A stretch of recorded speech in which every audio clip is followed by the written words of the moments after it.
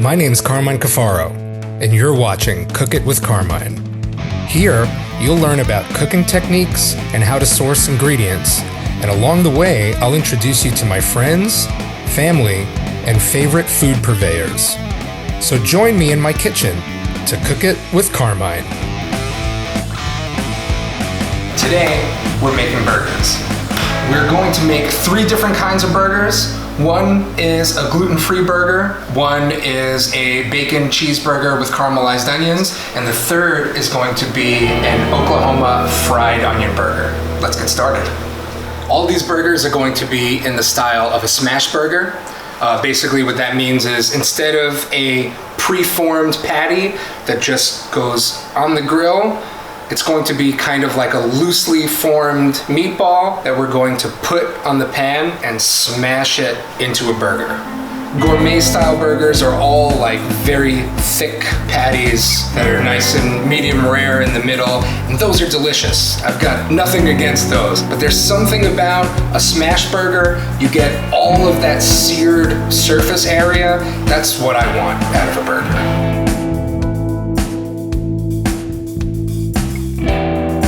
All 3 are going to have the same blend of meat.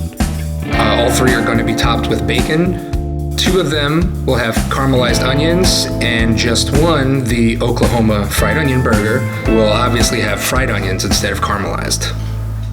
So today we're going to be grinding our own meat. Now the advantage to that is that you could choose your own burger blend. Maybe you want to use a little bit of brisket, maybe you want some short rib. Usually when you buy ground meat at the grocery store, that 80-20 blend is from the chuck. Today we're going to be using some dry aged lifter meat. Right there. So this is your burger right here. Good meat. Any place that dry ages their own beef are going to have this lifter meat on top of that whole rib roast. It's going to protect that super prized piece of meat. This is not as prized simply because it's a lot tougher, but it's super flavorful. It's very beefy. It has a good fat content, which is perfect for making burgers. Because it's dry aged, it's going to have a deep, beefy, and kind of slightly funky flavor. We're going to combine this with a little bit of beef heart. Shout out to my brother-in-law, Mike Drexler. He's the one who gave me this idea.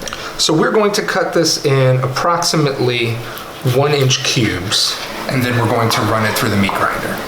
Basically about 1-inch pieces, about 1 inch, 1.5 inches. Burgers are supposed to be juicy, and the only way to get them to be as juicy as you want them to be is to have a good amount of fat running through them, which is why you're always looking for 80-20.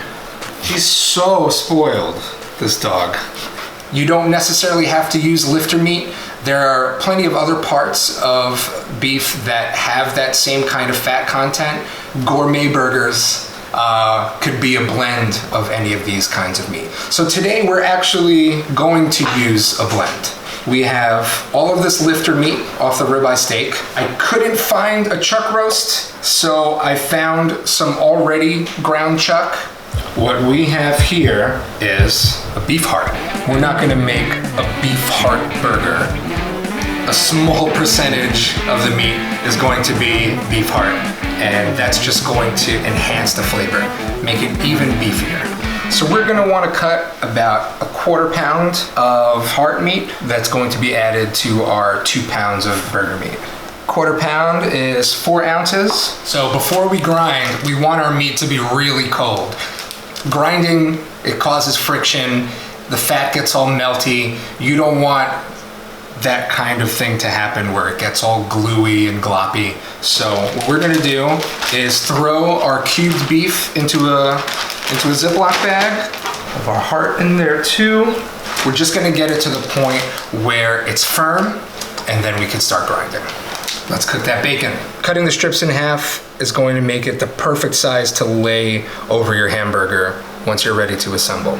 So the approach that I like to take, relatively low heat. You hear there's no sizzle, the pan is not hot. We're not trying to sear this bacon right off the bat. And I want it to cook for long enough to render the fat that we're going to use to cook our onions.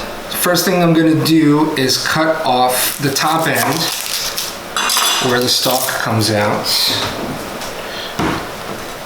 And we're going to cut it in half. Now I'm going to leave this butt end attached while I dice it. It'll prevent the onion from falling apart. The best way to dice an onion is to first make vertical cuts, sort of perpendicular to the board, and then cut across. Now, we're gonna want to keep our knuckles tucked back, keep our thumb tucked in so we don't accidentally cut off any digits. And as you can see, when I do this, now I have this flat part of my knuckle right here, and that's gonna be a guide with my knife. All right, so we're gonna check on our bacon. We already have some nice color. As you can see, the bacon that I flipped, that was closer to the center of the pan, got more browning than the bacon that's around the edges. So for my next flip, I'm gonna just rotate these slices of bacon around. I'm gonna take the ones in the middle, move them to the outside, vice versa, and then we're gonna have nice and evenly cooked bacon. That's the color we want. Jackpot. We've got just enough bacon fat left behind, pretty much to coat the bottom of this pan. Put the heat on medium-low. We're gonna take our diced onions and add them to our pan.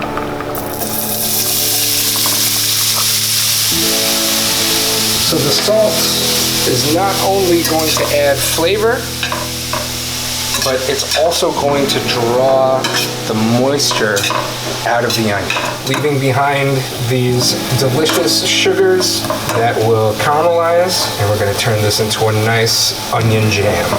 So now we're going to slice up the onion for that Oklahoma fried onion burger. To do this, we want our onion to be sliced paper thin and totally evenly. So for that, we're gonna use a mandolin.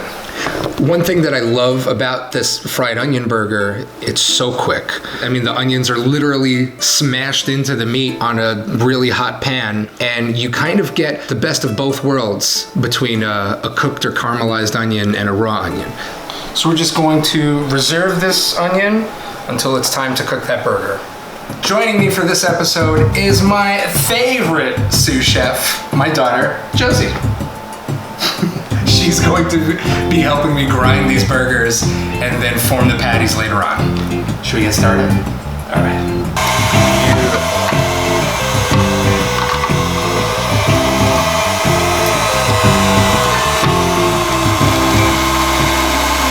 Very nice, kiddo. What do they look like? Go ahead, you could say it. They look like tiny worms. They look like tiny worms. So now we've got this ground beef that part of it is heart, part of it is dry aged. These are very, very strong flavors.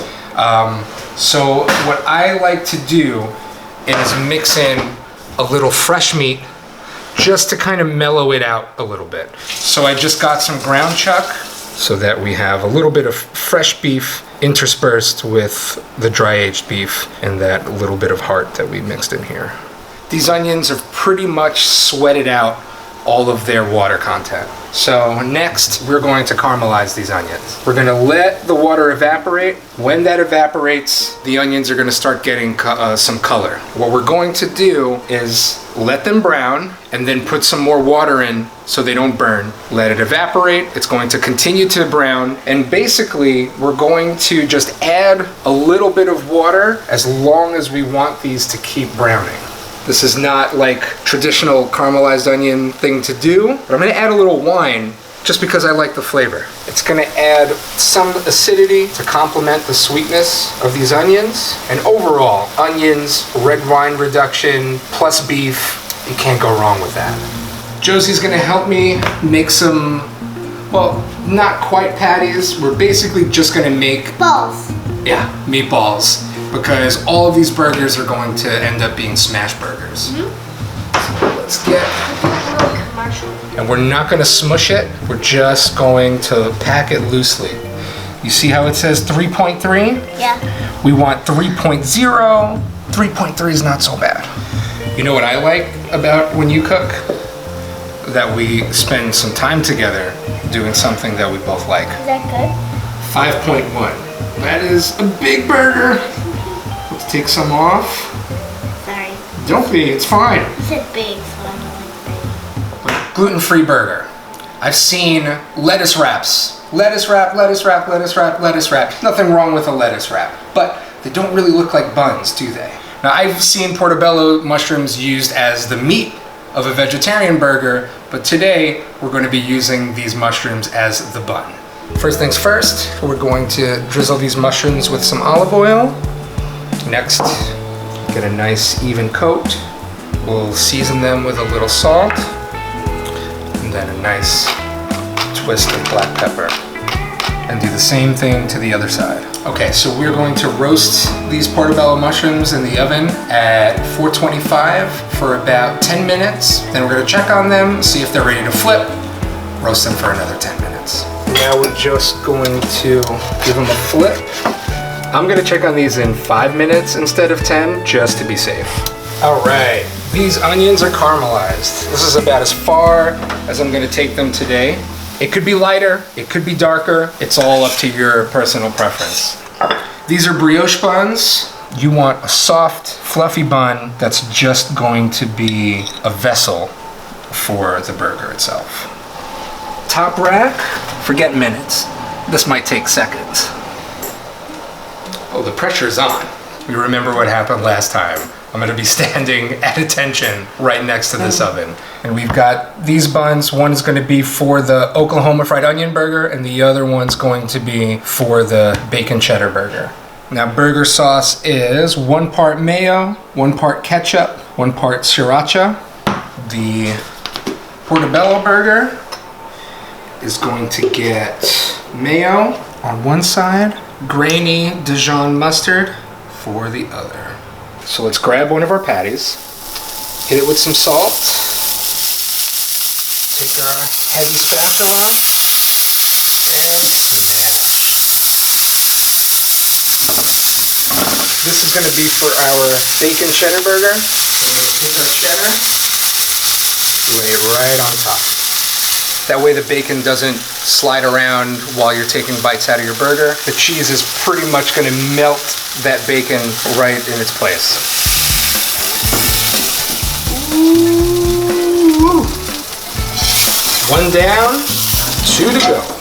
The next burger we're going to cook is going to be our portobello burger. Hit the top with some salt, and we smash. That too is going to cook up in mere seconds, probably under a minute. Just keep an eye on it. Now, the thinner the patty, the less cook time. So we're gonna add Munster cheese. It takes time to melt cheese, especially cheese that isn't processed. One trick is to just quickly drag your slice of cheese around the pan. You should have a decent amount of rendered fat in the pan so the cheese won't stick, and that's just going to help it melt a lot faster. This way you don't overcook your burger. 2 down, 1 to go. We're gonna make this fried onion burger. Again, we're gonna hit it with salt. Onions and burgers are a match made in heaven. We don't always have time to caramelize onions. It's a process, it takes time. This, on the other hand, high heat pan, raw onions go right on top. We're gonna flip them, and that's gonna give the onions all the cook they're gonna need. So we're going to be melting some American cheese on this Oklahoma fried onion burger. And for this burger, I'm going to do very minimal dressing. Next, we're going to top this cheddar burger with those beautiful, rich caramelized onions we made earlier. We're going to do the same with our portobello burger. Some lettuce. And for our fried onion burger, we're going to keep it as is. Let's start with the bacon cheddar caramelized onion burger. Super savory, very beefy. A little bit sweet for the caramelized. How did you know? Yeah, the caramelized onions made it totally sweet. Let's try that Oklahoma fried onion burger. It kind of lives somewhere in between a raw onion and a caramelized onion. Mm-hmm. So there's a little more acidity, there's a little more sharpness, and there's a little more crisp texture. Finally, the mushroom burger. Juice from the mushroom adds to the juiciness of the burger. It makes the burger even more savory. Seal of approval. Thank you so much for watching. I hope you try to make all of these burgers at home. Have fun cooking and have more fun eating.